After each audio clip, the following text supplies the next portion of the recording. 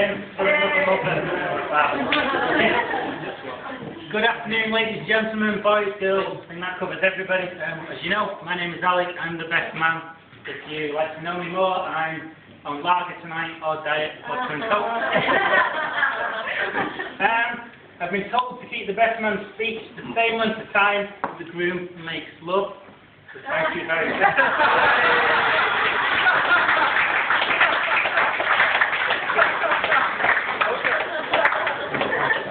Anyway, I'm not going to bother doing that.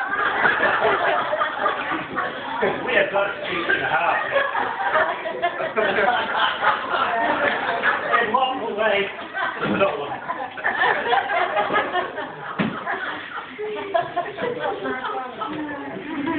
Okay. Firstly, both the bride and groom take part in my speech. Laura, will you please place your hands on the table? Ian, can you put your hand on top of Laura's? Keep it like that, and my words of wisdom rest on the speech. Okay. I'm not the greatest speech writer, so what I did is when I first started this, I started to get some inspiration off the so-called interweb. Several hours searching, I came up with some really good stuff that was going to be helpful. And then I remembered I was searching for speeches for weddings.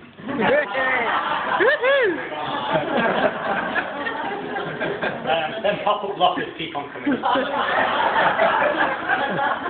I'll start off with some compliments that have obviously already been continued, and I'd like to echo them. Firstly, the beautiful bride.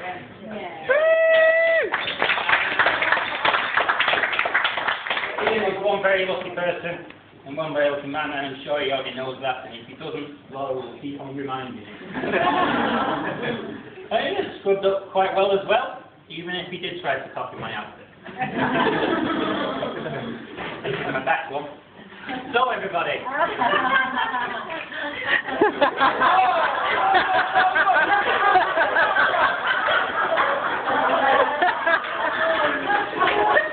I'll send this on the interweb, just add me as a friend on Facebook, you see it. I'm worried now. Again, special mention to the bridesmaids, Gemma Dawn, Kate Excess, and the beautiful flower girls. Really beautiful.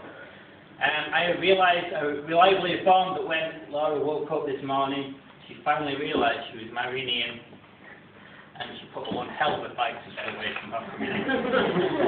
Okay, ushers again. Thanks for being able to point to chairs with such amazing accuracy. How we lost so many people and managed to get them back in that room.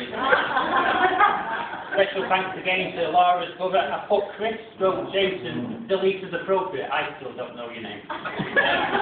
Thank you for taking the day off work to attend.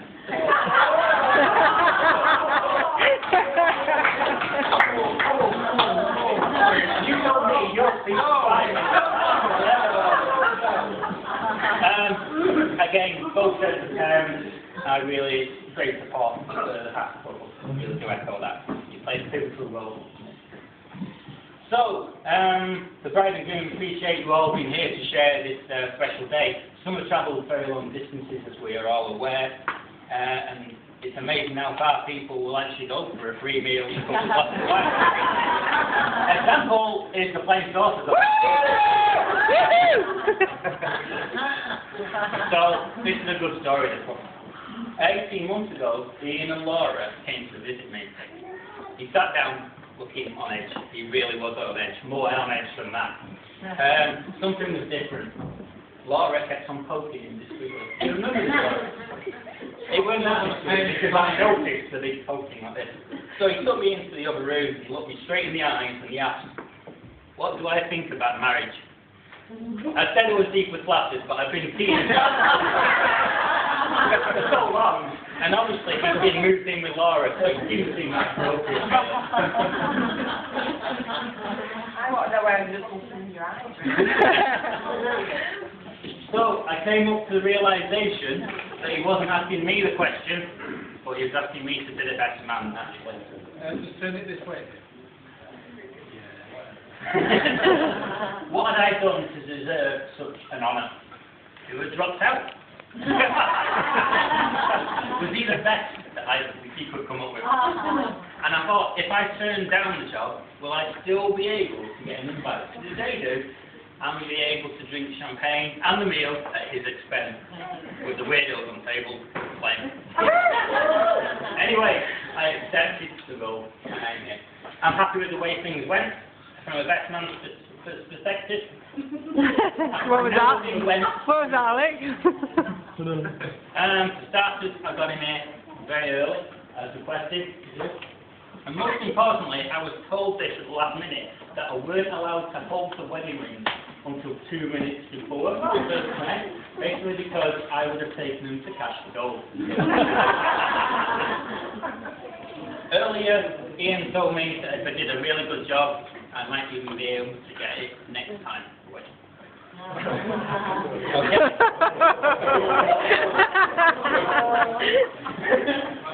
Right, Laura said we're testing your chat. Would you like? I'm going to read it to you.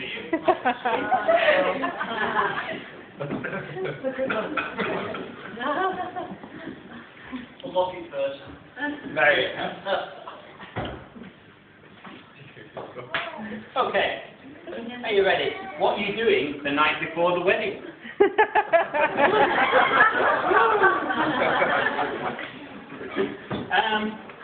Any chance you could sort me out with a favour for me? Again. At this point I had mixed emotions. But very flattered. The text continued. I'll read it.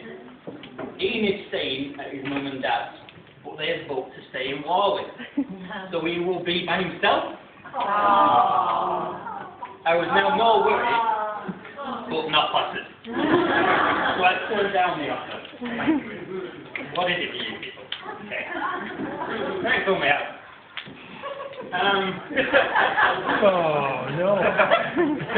One of the main duties of my speech is to tarnish this squeaky clean image that the Ian has portrayed. I've done my homework on this. Ian was born on Tuesday, the 25th of November, 1971, sharing a birthday week with none other than Tina Turner and Billy Connolly. I believe that this must have an influence on his dancing ability. Unfortunately, that Billy Connolly's dancing. So, how did Ian and I meet? Well, I started school on a Sunday morning.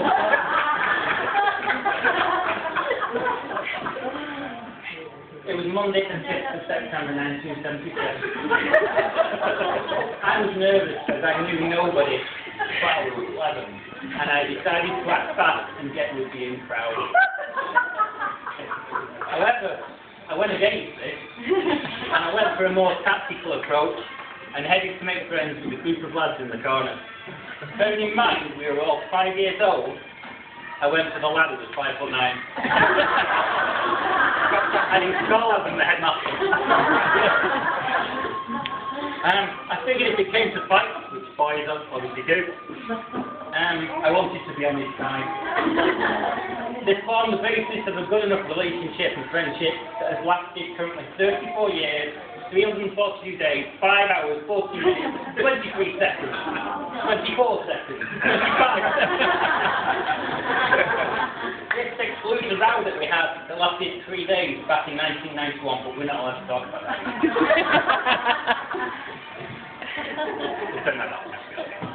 Okay. So we got into fights with other gangs. We were rough already, man. You're from Radcliffe, what do you say?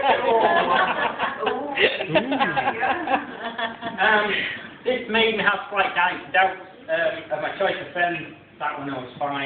I soon found out that Ian could seriously run quicker than I could, which led to me getting caught by the opposing gang. He's still got the good looks, that's why. Okay, so at Ian's final parents' evening, Pete and Diane asked what Ian's favourite question. The reply was about 28.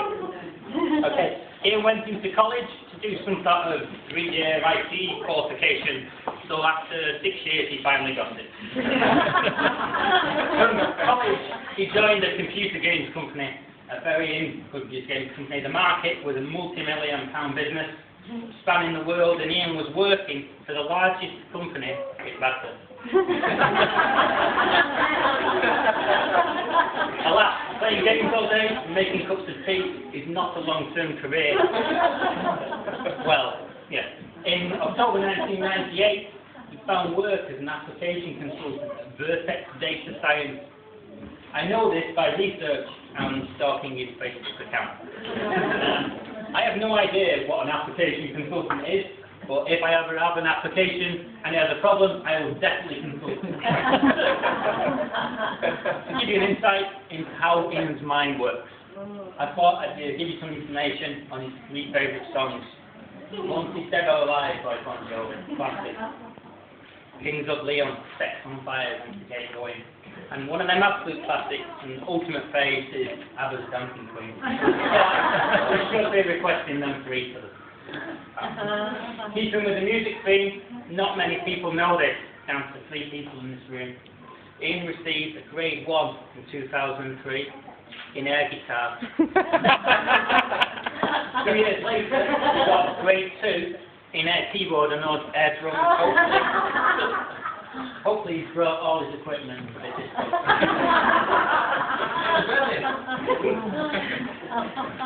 Okay, for one of the stag days we spent in Amsterdam, 3 days. Surprisingly, in this time, we ate 5 doner kebabs and 1 Subway meal each. We also got the Toblerone that tasted exactly the same as over here. So looking like typical tourists, we got slightly ripped off, but at least we bought a solar-powered torch, and replaced it with dartboard, and a book costing €10 on where to bake some amazing cakes from in Amsterdam. I've been told I can't mention the prostitute we met. Which is a shame, as she was really nice.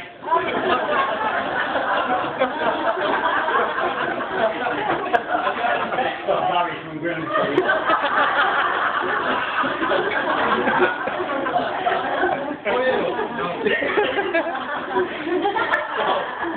So the question everybody is asking, how did Ian manage to hook up such a girl, Laura, beautiful, charming, smart and funny, and very caring, and she looks absolutely amazing. She deserves a good husband, but she got the information. So we heard the true story. True story how they met to sell new dogs. Ian had bet all his money on a Great Dane, Trap 6, in the dog out in the Bellevue. It came last. He thought it was a Haydock, he thought it was one of the bigger horses. Leah and Laura had spelled the boyfriend and treated to a chicken in a basket. Their first official date. Oh, cringe! Ian decided to treat Laura. He took her to a Metallica tribute band. Yeah, right. It was a heavy rock pub in Tottenham, a fine establishment, not really first date material. But this didn't even take Laura on, and then the relationship blossomed. Okay, so some pieces of advice. Always remember you are right here. It's important to get on with your mother-in-law. Oh dear, here I go. A friend of mine hasn't spoken to her for 1 year. It's not because he doesn't like her, he just doesn't like to interrupt her.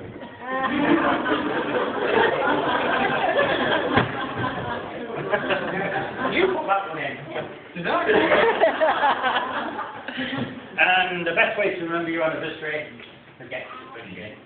I've always looked up to Ian, not just physically because he's 10 inches taller than me, but he's my best friend, and I'm glad I was able to use this position today as the best man. To add to this, I've never seen Ian as happy as he has since he met you and the birth of my beautiful granddaughter. Goddaughter.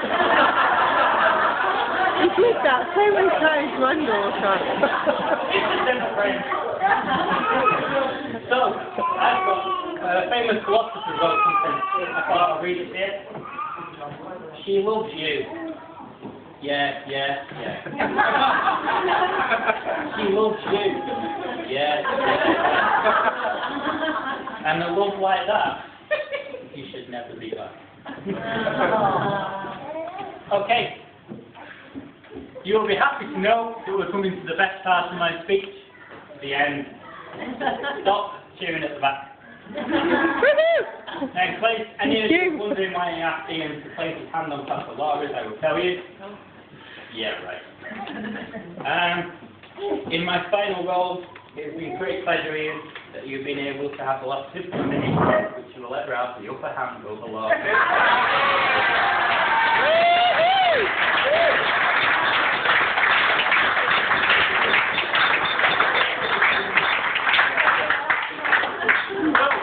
We're all having a great time here today, mainly down to the weeks and months of incredible planning by Ian and Laura and everybody else who have helped. Also comes this lovely champagne, is important. So it gives me a pleasure to invite you to stand one more time. Please raise your glasses to a song. Mr. Wolstenholme.